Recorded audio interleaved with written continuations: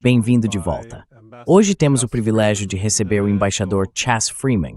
Além de ter sido diplomata e secretário assistente de defesa, ele também foi embaixador dos Estados Unidos na Arábia Saudita. Então espero que você possa compartilhar algumas de suas percepções sobre o que está acontecendo nessa parte do mundo atualmente.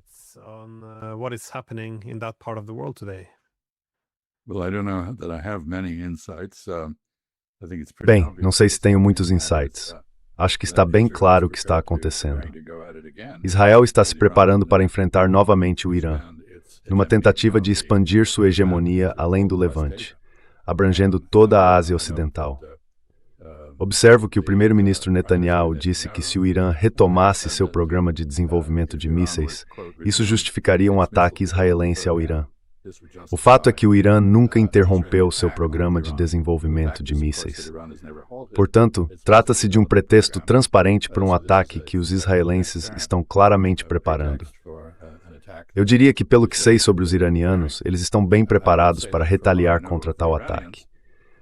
Não acho que será um ataque barato para os israelenses, mas eles parecem ser muito engenhosos em fazer coisas inesperadas. Então, acho que todos nós precisamos ficar atentos.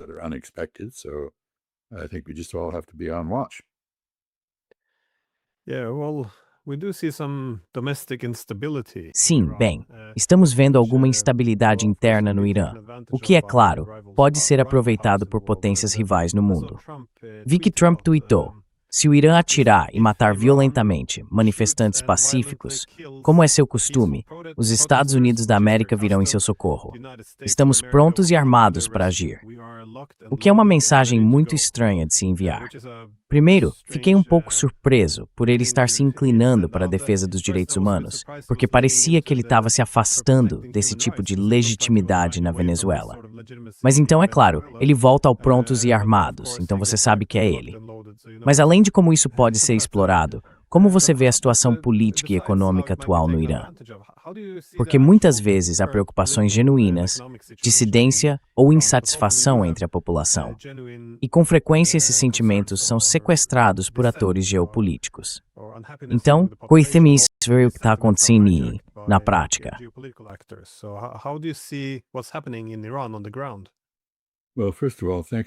Bem, antes de tudo, obrigado por corrigir a gramática do presidente Trump. Ele não usou a palavra shoot corretamente naquele tweet, pelo que me lembro. Deveria ter sido shot, não é? Shot, é. Certo. Seu inglês é melhor que o dele, obviamente.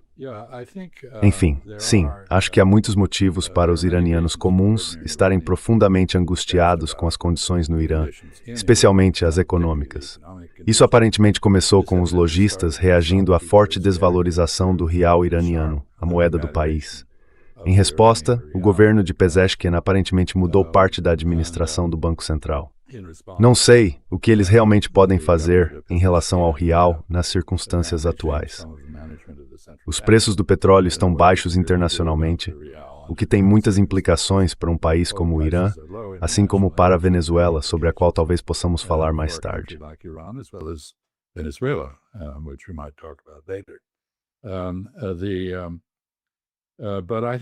Mas acho que também é verdade que qualquer manifestação no Irã, qualquer protesto sobre questões econômicas, sobre o que nos Estados Unidos se chama de problemas de acessibilidade, será imediatamente aproveitada por atores externos, neste caso, Israel e os Estados Unidos.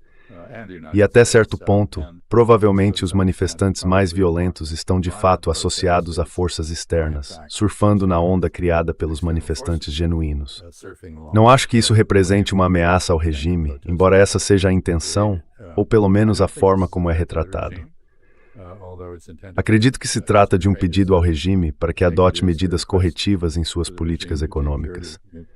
E claro, a grande ironia aqui é que Pezeshkian se elegeu como uma plataforma de aproximação com o Ocidente, normalização com o Ocidente, relações cooperativas com os Estados Unidos, e foi completamente bloqueado em cada passo do caminho.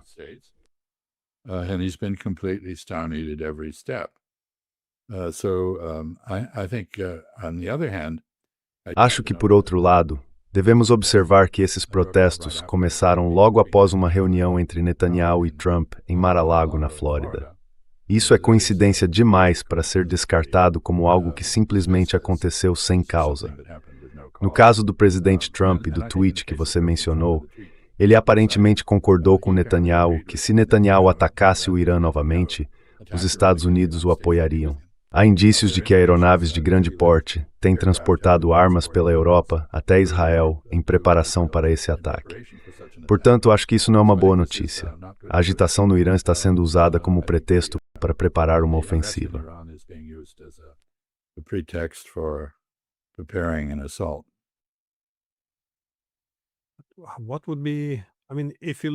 Quero dizer, se você considerar a possibilidade de um erro de cálculo, não poderia haver uma região pior no mundo, ou um país pior para atacar, do que o Irã, porque a região é extremamente complexa. Como você acha que uma guerra dessas se desenrolaria? Porque, obviamente, da última vez as coisas não saíram como Israel esperava, e eles não podem se dar ao luxo de uma guerra longa e arrastada. Então, como seria o sucesso em uma guerra assim? E quem poderia ser envolvido? Os russos, os chineses, o Paquistão. Eles não querem ver o Irã cair. E como os árabes agiriam? Quero dizer, agora temos um novo governo na Síria, liderado por Ben, uma figura que já foi do ISIS. E quanto à Arábia Saudita e aos outros estados do Golfo, como você acha que isso se desenrolaria? De que lado ficaria a Turquia? Tenho muita dificuldade em formar uma imagem clara de como uma guerra dessa magnitude, uma que vá além do que vimos da última vez, realmente pareceria.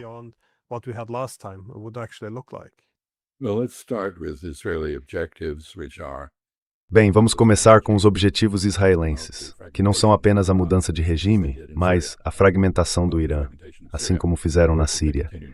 Eles trabalharam para promover a desintegração da Síria, continuando seus esforços por meio de relações com os drusos no sul da Síria e com os curdos no nordeste.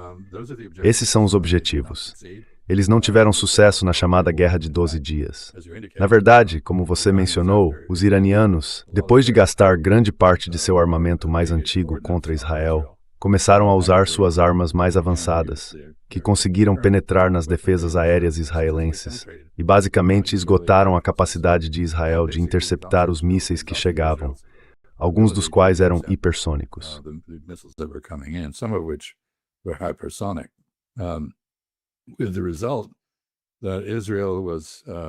Como resultado, Israel foi basicamente forçado a aceitar um cessar-fogo sem concluir a ação que pretendia, seja uma mudança de regime ou a fragmentação do Irã.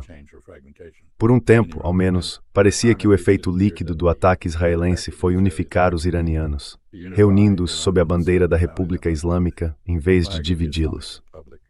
É claro que os protestos agora levantam outra possibilidade. E Israel tem uma longa história de apoiar grupos armados iranianos exilados no exterior que realizam assassinatos e outros atos terroristas dentro do Irã e que podem muito bem estar disponíveis para fazer o mesmo novamente.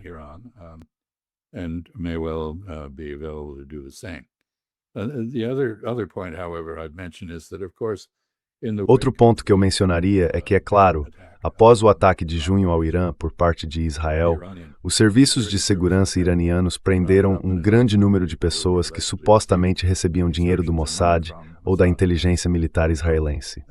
Como resultado, a infraestrutura de inteligência que Israel havia construído com tanto cuidado no Irã foi claramente enfraquecida. Qual seria a postura de outros países? Ninguém quer uma guerra desse tipo. Na verdade, isso provavelmente daria ainda mais impulso ao movimento já evidente dos países árabes do Conselho de Cooperação do Golfo, no Golfo Pérsico, em direção a algum tipo de coalizão com o Irã contra Israel.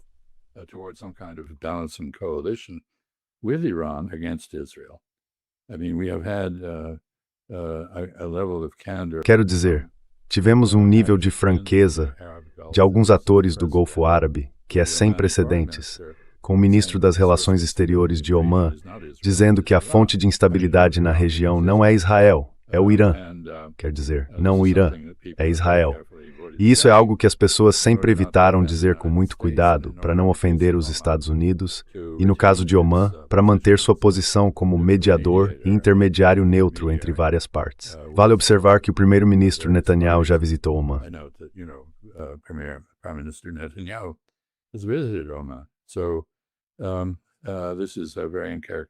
Então, esta é uma declaração muito atípica e é um indício de um realinhamento estratégico contra Israel na região. Os turcos, como você sabe, têm seus próprios problemas com o Irã, mas parecem ter resolvido as coisas em grande parte. Não sei se a Turquia está agora realmente envolvida no rearmamento do Irã, mas acredito que sim, embora não possa ter certeza. Os russos, certamente, e os chineses intervieram para ajudar o Irã a reconstruir suas defesas aéreas. E acho que o Egito e o Irã, que antes estavam em desacordo, também já se reconciliaram em boa medida. O que está faltando aqui, e que talvez existisse antes, é uma ação, não dos fantoches ou agentes do Irã, como o Hezbollah, o Hamas e outros, porque eles são bastante independentes. Mas eles são simpáticos ao Irã e já receberam apoio de lá. O que falta é a capacidade deles de atacar Israel de perto.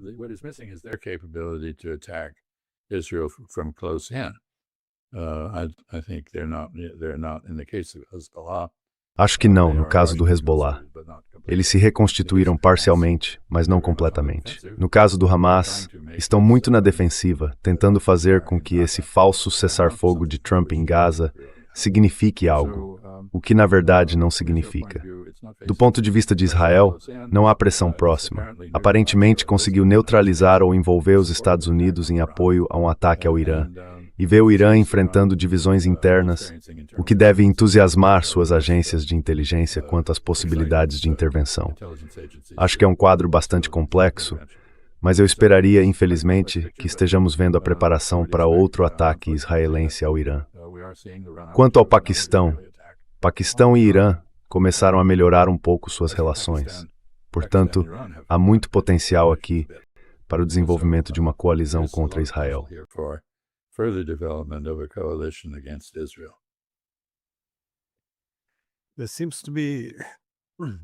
Parece não estar claro qual seria o objetivo final, além de simplesmente destruir o Irã.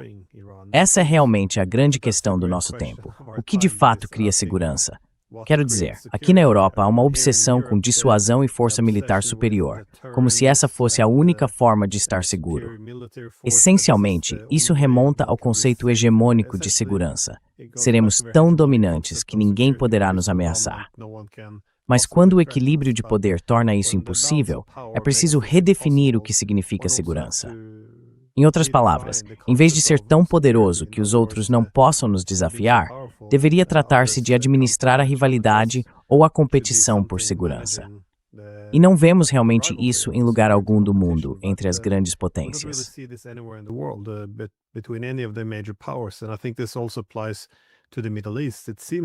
E acho que isso também se aplica ao Oriente Médio. Parece que existem alguns caminhos para encontrar um acordo com o Irã, mas há alguma via diplomática que alguém esteja seguindo?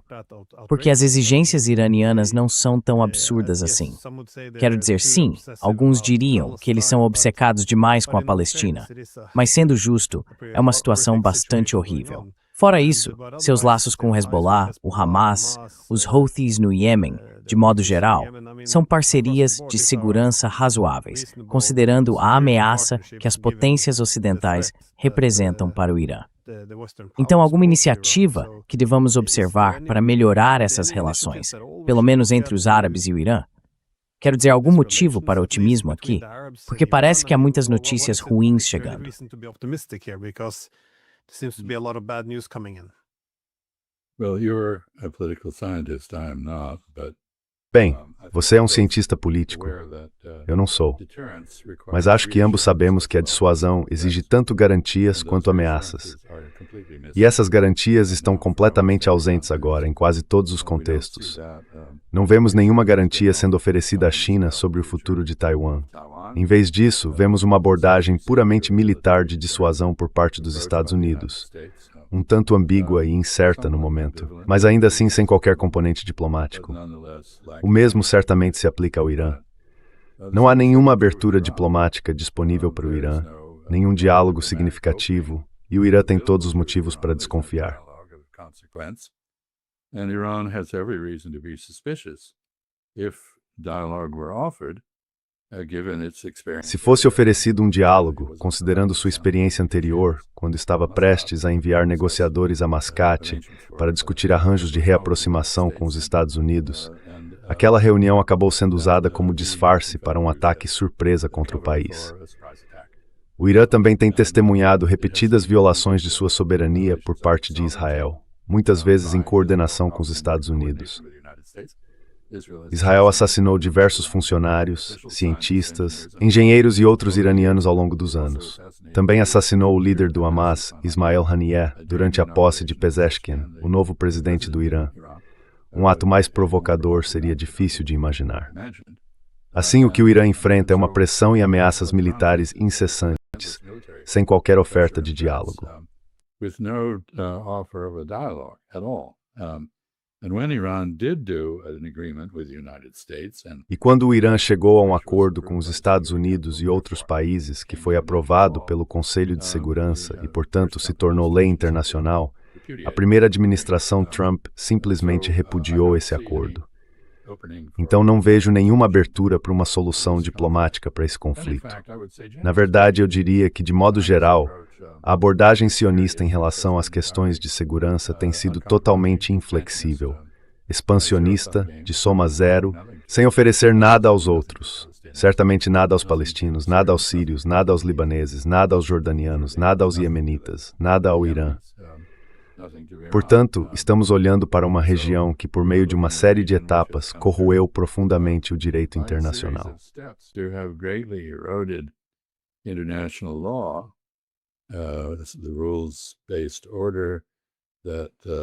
A ordem baseada em regras que tentamos criar após a Segunda Guerra Mundial foi basicamente destruída por uma série de ações tomadas por Israel, com o apoio ou a proteção dos Estados Unidos, garantindo a impunidade israelense perante a lei.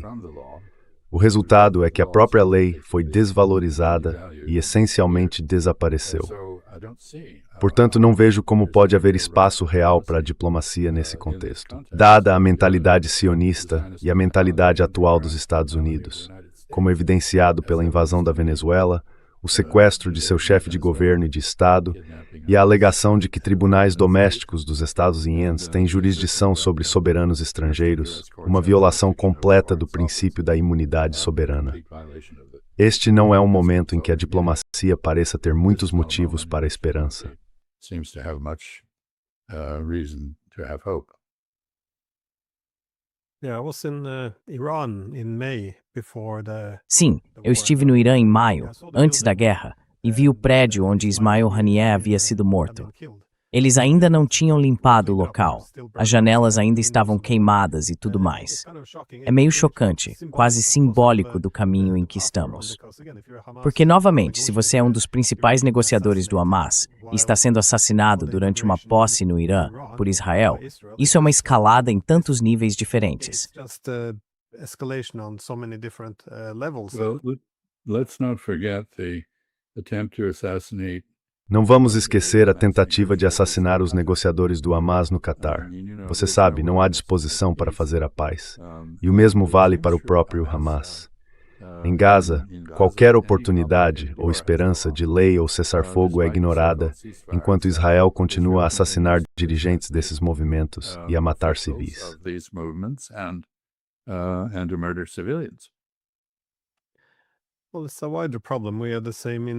Bem, é um problema mais amplo. Temos o mesmo na Europa. Durante anos, os europeus se recusaram a manter relações diplomáticas com a Rússia, e os americanos também, antes da chegada de Trump, é claro. E mesmo agora, o único acordo político aparentemente aceitável é algo como tropas da OTAN na Ucrânia, o que, novamente, os russos entraram em guerra justamente para tirar a OTAN da Ucrânia, não para permitir que ela se entrincheirasse ainda mais. Então, é um tema comum hoje em dia. Não temos disposição para buscar uma forma de segurança em que ambos os lados, ou pelo menos nossos oponentes, se sintam seguros. Ou pelo menos nesta parte do mundo, na Europa, nem sequer podemos realmente discutir as preocupações de segurança dos nossos oponentes, a menos que queiramos ser rotulados de traidores. Então é meio que It's a bit Case of quite Jacques fanatical. Paul. Sorry? Case of Jacques Paul in the Swiss. Desculpe, o caso de Jack Baudet, o coronel suíço que foi basicamente privado de todos os seus direitos pela burocracia não eleita da Comissão Europeia, isso é uma forma de tirania a qual qualquer europeu deveria se opor. Mas acho que o que me interessa mais, na verdade, dado o modo como a intervenção do Ocidente na Ucrânia foi justificada, ou seja, a afirmação de que a Ucrânia, como qualquer país, tem o direito de determinar suas próprias alianças e alinhamentos, é o seguinte: isso vale para a Venezuela? Aparentemente não. Isso vale para Cuba? Aparentemente não. Isso vale para a Dinamarca em relação à Groenlândia? Is that true of Denmark with regard to Greenland? Apparently not. What really puzzles me, Aparentemente não. respect for, O que realmente me intriga, tenho grande respeito pela primeira-ministra Frederiksen, mas o que realmente me surpreende é porque ela não anuncia que, se houver um ataque à Groenlândia, a Dinamarca invocará o artigo 5 da OTAN contra o agressor, e que a Groenlândia é tão parte da Dinamarca quanto o Havaí, Guam, o Alasca ou Porto Rico são partes dos Estados Unidos. Então, onde está a firmeza dos europeus, seja para enfrentar as realidades na Ucrânia ou as realidades agora de uma ameaça de ataque a uma parte da União Europeia? Part of the European Union, Greenland.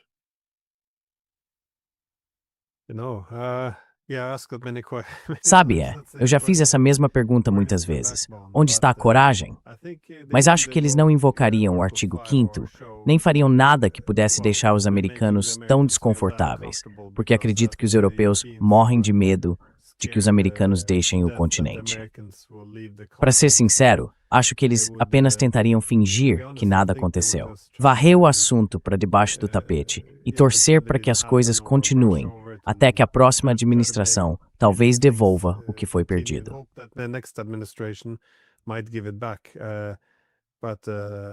No, I don't think, what is happening is not. Não acho que o que está acontecendo seja apenas um episódio. Isso é algo muito mais profundo. 300 anos de esforço ocidental para criar regras que regulassem as interações internacionais foram jogados fora. E agora temos um apelo puro ao "a força faz o direito". Não sei se você viu o secretário de Estado Rubio quando lhe perguntaram qual era a base legal para a intervenção dos Estados Unidos na Venezuela. Ele não conseguiu responder à pergunta. Disse: "Temos muita influência. Podemos fazer o que quisermos". Isso não é um argumento jurídico. Portanto, os argumentos baseados na lei desapareceram. Por outro lado, a primeira-ministra Frederiksen disse que, se houver um ataque à Groenlândia, isso significará o fim da OTAN. Talvez ela devesse dizer que isso significará que a OTAN será desafiada a defender um Estado-membro, e veremos se ela estará à altura dessa situação ou não. Sabemos que, no caso da Ucrânia, a OTAN está absolutamente relutante em se envolver diretamente.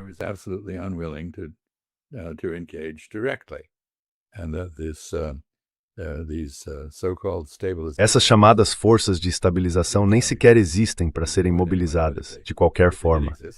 Mas se existissem, ninguém as enviaria, porque com razão tem medo de que fossem aniquiladas pelos russos.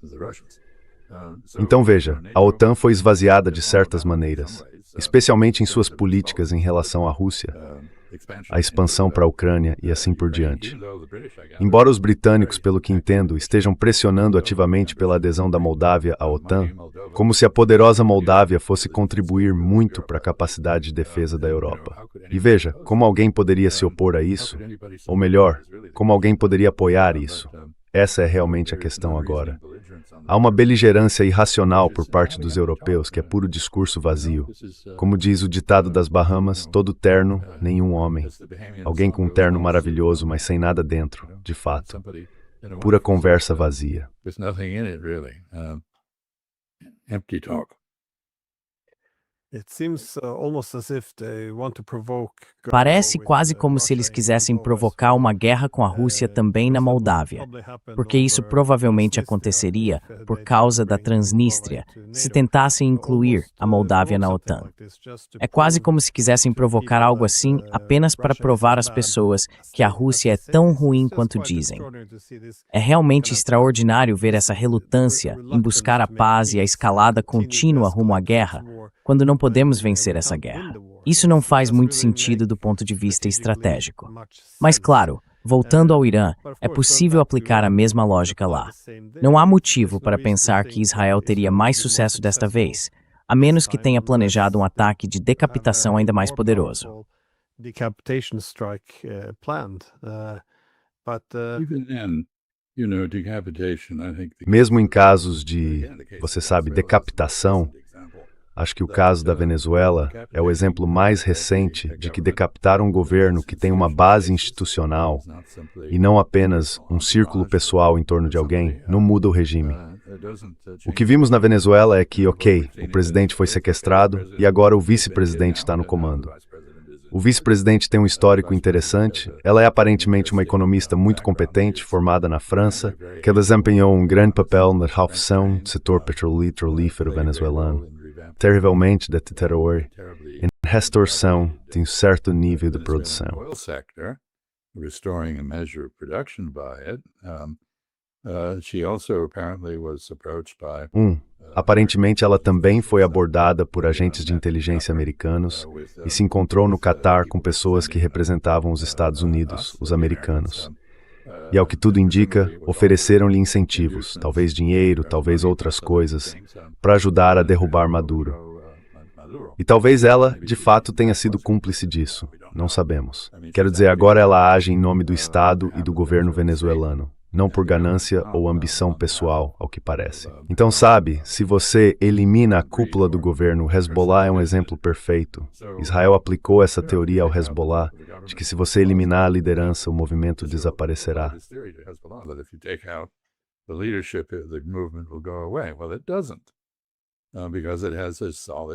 Bem, não é assim, porque isso tem uma base sólida emocional, política e em termos de questões. E o mesmo vale para o Irã.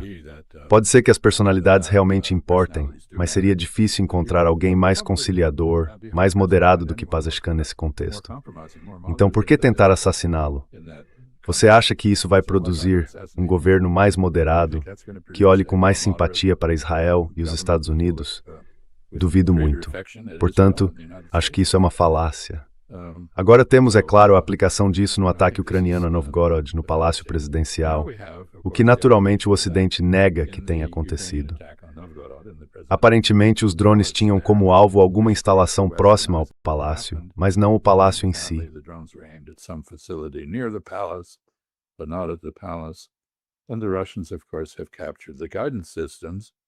E os russos, é claro, capturaram os sistemas de orientação e aparentemente conseguiram provar que de fato o alvo era o palácio. Se os ucranianos, que têm um histórico de ataques terroristas contra autoridades e militares russos, acreditavam ou não que Vladimir Putin estava lá, é uma questão interessante. Mas está muito claro que esse ataque não poderia ter sido realizado, qualquer que fosse o alvo, sem um americano programando os drones. E assim, há uma reavaliação da política em relação à Ucrânia acontecendo em Moscou e uma reavaliação, acredito eu, das relações com os Estados Unidos e a Europa de forma mais ampla. E não acho que essa reavaliação vá resultar em uma postura russa mais moderada ou conciliatória em relação às questões em suas fronteiras.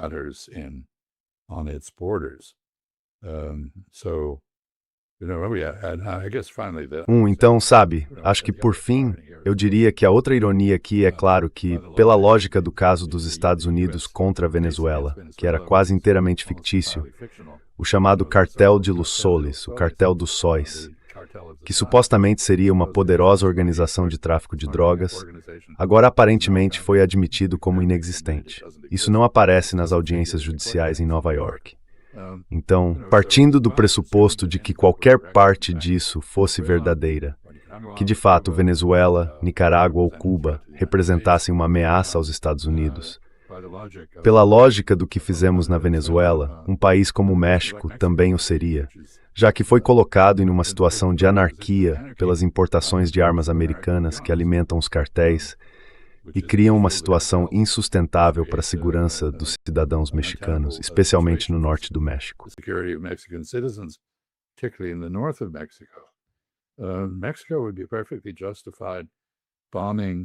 O México estaria perfeitamente justificado em bombardear fábricas e depósitos de armas nos Estados Unidos. talvez até sequestrar o presidente Trump e colocá-lo em julgamento por possuir metralhadoras, que é uma das acusações contra Maduro. Acho que se você possui uma metralhadora e alguém invade seu país e você a usa contra eles, isso é um crime pelo qual pode ser acusado no Distrito Sul de Nova York. Enfim, isso tudo é um verdadeiro Alice no País das Maravilhas. E é o fim de qualquer pretensão de respeito à Carta da ONU, ao direito internacional e assim por diante. Também é o fim de qualquer respeito à ordem constitucional nos Estados Unidos. Aqui temos o presidente da Câmara dizendo, bem, fomos notificados depois do fato sobre essa operação na Venezuela. Pois bem, tudo certo.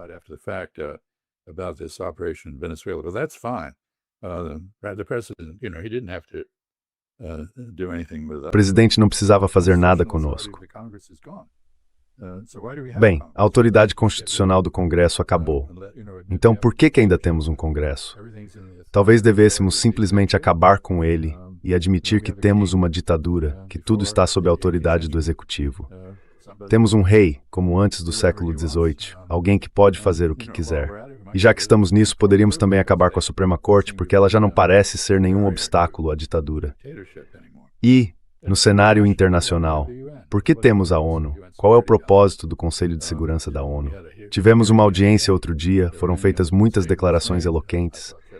Achei a declaração de Jeffrey Sachs brilhante. Espero que haja perturbação suficiente nas mentes das pessoas nos governos europeus.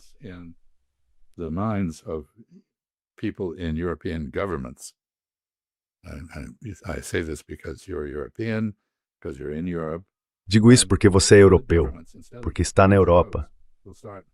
Para que os governos, em vez das ONGs, comecem a defender o direito internacional e a Carta da ONU e exijam que, se a ONU for inútil, seja criada uma organização alternativa que não o seja. Em outras palavras, chegamos a um ponto em que é preciso agir ou se calar sobre o direito internacional, e ninguém está agindo. Você e eu talvez estejamos, mas você e eu somos.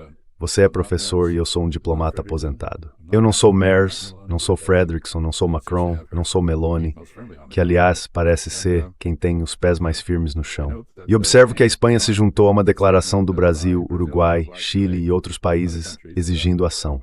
Então há um país europeu que teve coragem de se manifestar. Será o único?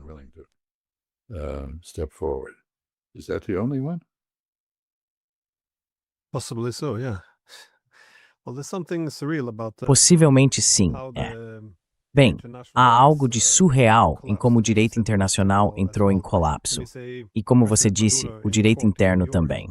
Quando você vê o presidente Maduro em um tribunal em Nova York, o presidente de um país que foi sequestrado depois que seus seguranças foram todos mortos, e agora ele está sendo julgado, isso simplesmente parece absurdo. Quero dizer, o motivo inteiro de ele estar lá é porque, contra o direito internacional, trata-se de um esforço desesperado para disfarçar isso como algo legal.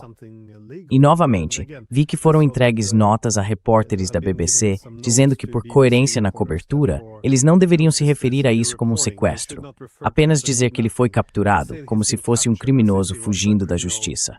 É a manipulação da linguagem, a falsa legalidade. É.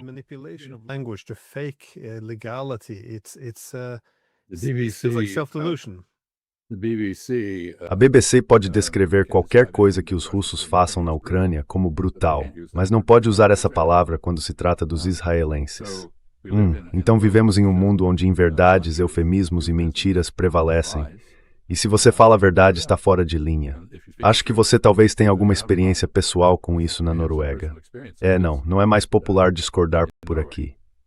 Yeah, no, it's not popular here to dissent anymore. That's one of the things. Bem, essa é uma das questões. Se você não pode discordar, o que resta do Estado de Direito? Nada. Mas, novamente, acho que nossa linguagem está distorcida, porque dizem que se você critica as políticas dos Estados Unidos, então é anti-americano. Mas essa é uma suposição muito estranha, porque o que é bom para a segurança americana está aberto à discussão.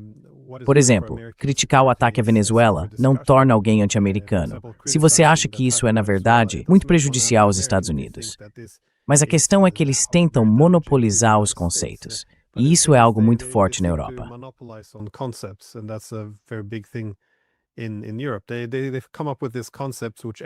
Eles criaram esse conceito que todo mundo gosta. Tipo, quem não quer apoiar a Ucrânia, ser pró-Ocidente ou gostar de democracia? Mas esses são conceitos vazios, porque começam com algo que une todos e depois preenchem com conteúdo completamente contraditório. E se você sugere, por exemplo, que talvez devêssemos ter diplomacia com a Rússia, em vez de lutar até o último ucraniano enviando armas, de repente você não está apoiando a Ucrânia. Então, mesmo sabendo que o país está perdendo território, mão de obra, infraestrutura, nada disso parece importar.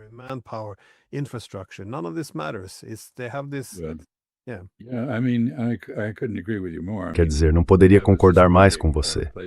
Estamos vendo uma substituição sistemática dos fatos por fatos alternativos. A Ucrânia está vencendo a guerra. Só não é algo imediatamente evidente para mim e para você. Mas, se não enxergamos isso, então obviamente há algum defeito mental da nossa parte sendo expresso. Se estamos preocupados que a Ucrânia possa acabar perdendo Odessa e seu acesso ao Mar Negro e se tornar um estado reduzido dominado por ultranacionalistas ucranianos que não conseguem se qualificar para entrar na União Europeia, apesar de toda a conversa sobre isso, então o problema está em nós, não na situação. O mesmo vale para a Venezuela. Havia uma ditadura brutal. Venezuela, there was a brutal dictatorship maybe there was a dictatorship. Ok, talvez tenha havido uma ditadura. Quão brutal ela foi, eu não sei. Certamente as sanções impostas à Venezuela ao longo de 25 anos foram brutais. Elas tiveram o efeito pretendido. Tornaram a vida miserável para 8 milhões de venezuelanos, que ficaram tão desesperados que fugiram do país. Sabe, estávamos falando sobre a Moldávia e eleições, mas e as eleições aqui, ali e em todo lugar? Quero dizer, e a Romênia, e a Geórgia, e assim por diante. Numicão coitain. Padrões duplos se aplicam à grey, met nem julgamento real to apto original go-get.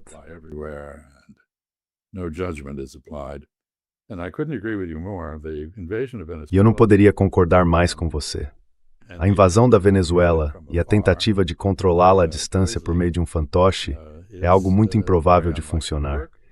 E mesmo que funcione, não vai nos trazer nenhum benefício. Aliás, como você vive em um estado petrolífero, a Noruega, um dos mais ricos em petróleo do mundo, deve saber que toda essa conversa sobre a importância estratégica da Venezuela, de que se for atacar o Irã é preciso ter o petróleo venezuelano para se proteger contra o fechamento do Estreito de Hormuz. É um absurdo. Esse tipo de raciocínio pseudo-estratégico simplesmente não se sustenta. Levaria anos para que a produção de petróleo venezuelano fosse ampliada, se é que algum dia será.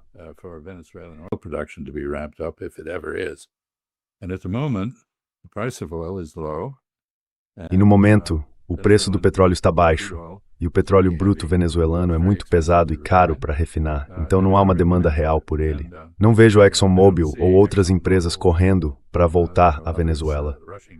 A Chevron está lá, é claro. Eles não queriam essa guerra, estavam perfeitamente satisfeitos produzindo petróleo venezuelano e vendendo para a China. Agora, é claro, isso supostamente priva a China de uma fonte de petróleo e levanta questões sobre a capacidade da Venezuela de pagar os empréstimos que os chineses concederam a eles. Mas acho que as mesmas questões surgem em relação à capacidade da Argentina de pagar os empréstimos que o governo Trump fez ao país. Has made to Argentina.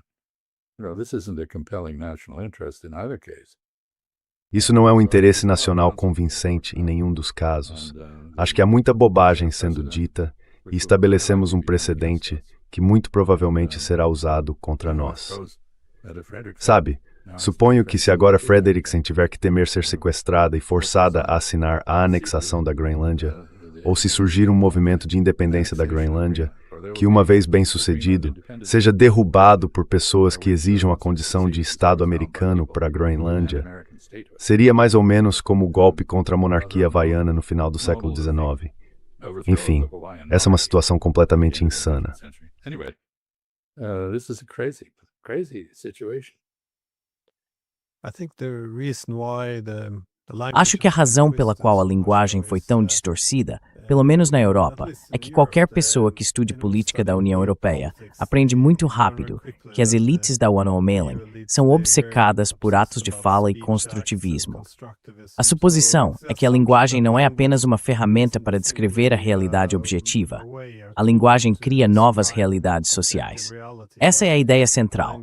Todos devemos nos chamar de europeus, porque assim deixamos de ser alemães ou franceses com toda aquela bagagem histórica e criamos uma identidade comum, uma espécie de engenharia social. Mas o problema é que pode haver algo de verdadeiro nisso, e ainda assim, se você faz qualquer crítica ao expansionismo da OTAN, é acusado de minar a aliança. E se você diz, bem, a Ucrânia obviamente não pode vencer, então está minando o esforço de guerra.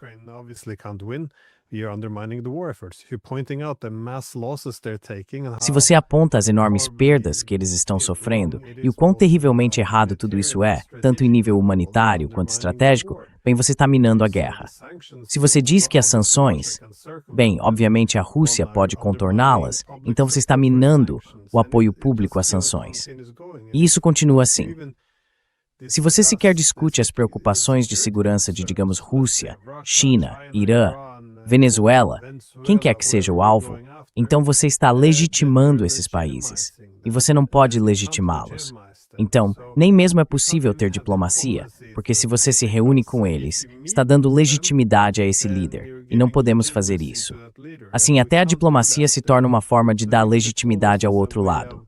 Não podemos discutir preocupações de segurança, não podemos ter diplomacia, porque tudo isso pode conceder alguma autoridade ou legitimidade ao oponente. Quero dizer, é mais ou menos nesse ponto que nós mesmos nos prendemos.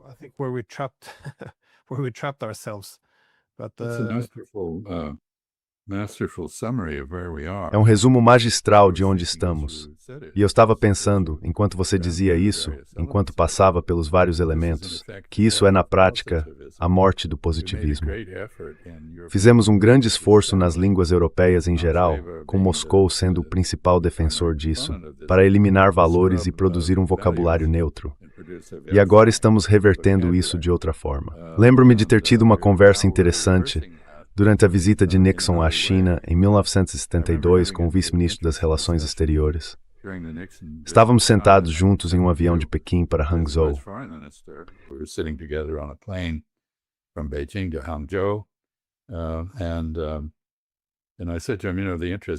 E eu disse a ele, sabe, o que me parece interessante, enquanto eu atuava como intérprete, é que enquanto o inglês tem termos neutros, que não transmitem julgamento, em chinês isso não existe. Usei o exemplo da palavra desertar. Alguém deserta para o outro lado. Pois bem, em chinês é preciso especificar se é para o lado certo ou para o lado errado. Você deserta para o lado certo ou deserta para o inimigo. E acho que estamos voltando a esse tipo de incapacidade de raciocinar objetivamente sobre assuntos internacionais. E nesse caso, que Deus tenha piedade de nós.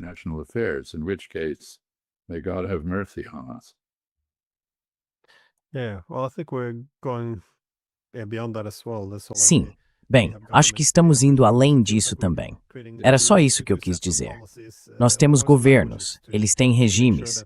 Parece que estamos criando dois conjuntos de políticas ou linguagens para garantir que não se possa comparar nossas políticas de forma alguma. Então, apenas como uma última pergunta antes de encerrarmos, quais são os indicadores que você está observando? Porque eu sei que algumas pessoas dizem que os esforços para atacar o Líbano, Gaza e o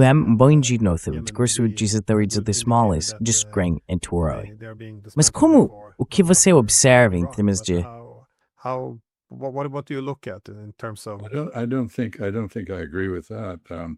They have been dismantled. Acho que não concordo com isso. Eles foram desmantelados para todos os efeitos práticos. O que eu observaria são exatamente os indicadores que estamos vendo. Primeiro, declarações de justificativa para um ataque. Como, meu Deus, eles estão reconstituindo seu sistema de mísseis. Ou, talvez não tenhamos destruído completamente o programa nuclear deles, e eles estejam trazendo isso de volta de alguma forma. Isso é um pouco constrangedor porque, é claro, Trump afirma que foi totalmente destruído, então Netanyahu precisa agir com cuidado nesse ponto. Eu também observaria, como disse, os C-5As, enormes aviões de transporte levando armas pela Europa, passando por Frankfurt, Ramstein. Isso está acontecendo. To Israel. That's happening. I think the pieces are being put in place. Acho que as peças estão sendo colocadas no lugar. Eu procuraria por movimentos adicionais de embarcações navais americanas, agora que a Venezuela está supostamente sob controle. Porta-aviões se deslocando para o Mediterrâneo ou para o Mar da Arábia. E acho que estamos vendo todos esses indícios, sabe? Talvez movimentações de aeronaves para Diego Garcia. Não sei se isso está acontecendo ou não. Mas sim, acho que estamos vendo os sinais, os indicadores, o que é muito preocupante. E não acho, como disse, que isso vai acabar bem para Israel. Porque acredito que o Irã tem capacidade de penetrar e destruir as defesas aéreas israelenses em um período relativamente curto. E o Irã tem sido bastante cauteloso sobre o que faria em resposta. Iran has been quite coy about what it would do in response. It has simply said that its response would be far more. Disse-se simplesmente que sua resposta seria muito mais letal e abrangente do que havia sido em ocasiões anteriores. E de fato, na Guerra de Junho, a chamada Guerra dos 12 Dias, os iranianos miraram apenas em instalações militares e de inteligência em Israel. Eles não imitaram as partes envolvidas na Segunda Guerra Mundial ao atacar civis como forma de minar o moral nacional. Como nas guerras aéreas do Blitz contra os britânicos, ou nos enormes bombardeios da Alemanha e da Áustria pelas forças aéreas aliadas. Portanto, acho que se houver outra rodada, muitas instalações civis israelenses serão atingidas. E veremos quanta fortaleza os israelenses têm sob fogo. Eles têm sido muito privilegiados. Israelis have under fire.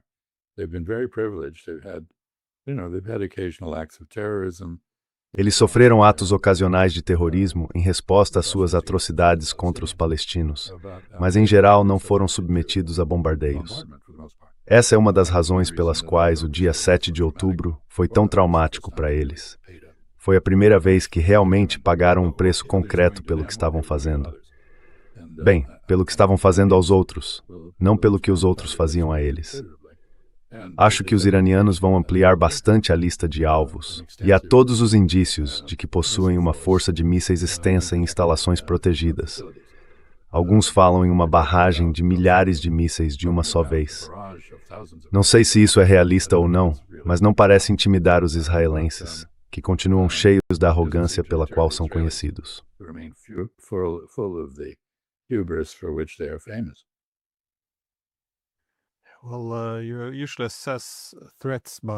Bem, normalmente você avalia ameaças tanto pelas capacidades quanto pelas intenções. Acho que, quando Israel e os Estados Unidos estão acumulando uma quantidade enorme de poder de ataque, e ao mesmo tempo, as intenções são, bem, indiretamente expressas em termos da ameaça de mísseis balísticos, é muito difícil interpretar mal Trump quando ele diz que ajudará o povo iraniano contra o governo, que estamos prontos e preparados para agir. Acho que isso é um bom indicador. E muito obrigado por dedicar esse tempo ao próximo sempre. Bem, obrigado, Glenn, pelo que você faz. Continue assim. É revigorante, mesmo que seja deprimente, sim, encarar o mundo de frente. Square on.